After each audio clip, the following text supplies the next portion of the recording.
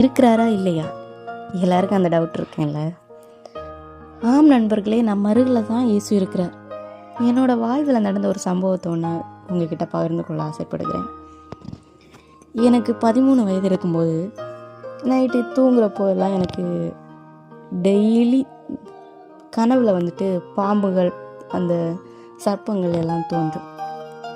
என்னால் அந்த இரவு தூங்க முடியாதுங்க. ரொம்ப அழுவேன், எந்திரிச்சு பயந்து எந்திரிச்சு அழுவேன், புலம்புவேன். அந்த மாதிரி இருக்குது என்னோட அந்த இரவு. அந்த நாட்கள் எல்லாம் இன்னும் என்னால் மறக்க முடியாத ஒரு நாட்கள்னு சொல்லலாம். வீட்டில் இருப்பவர்களிடம் எல்லாம் சொல்லுவேன் அழுது. சரி என்ன பண்ணுறதுன்னு பார்த்தப்போ வீட்டில் இருக்கிறவங்க ஒருத்தன் ஐடியா சொன்னாங்க. எங்கள் ஊரில் ஜார்ஜியார் குருசடி இருக்குது. ஸோ கொஞ்சம் ஜார்ஜியார்கிட்ட மண்டாடினா அவர் இயேசுகிட்ட விண்ணப்பத்தை வச்சு நம்மளோட குறைகளை தீர்த்துருவாருன்னு ஒரு நம்பிக்கையில் அவங்க குருசடியில் வீட்டில் இருக்கிறவங்க சொன்னாங்க, நீ ஆரம் வாங்கி போடு, ஆனால் மாலை வாங்கி போடு. நானும் உடனே அவங்க சொன்ன மாதிரி மாலை வாங்கி போட்டு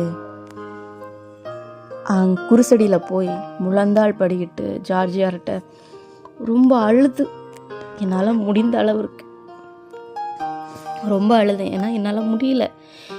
இப்போ ஜார்ஜியாரே, என்னோட இந்த கனவில் இருந்து இந்த பாம்பு தெரியாமல் இருக்குன்னு என்னால் முடியல, இரவு தூங்க முடியல நிம்மதியாக, என்னை எப்படியாச்சும் இந்த இதில் இருந்து என்னை காப்பாற்று அப்படின்னு சொல்லிட்டு புனித ஜார்ஜியார்கிட்ட அழுது மண்டாடினேன். புனித ஜார்ஜியாரும் எனக்காக இயேசுவிடம் பேசினார். அந்த இரவு முதல் என்னோட கனவில் பாம்புகள் தோன்றுவதும் இல்லை. நான் அன்று முதல், என்னுடைய 13 வயது முதல் நான் பாம்புகளை பார்த்ததும் இல்லை.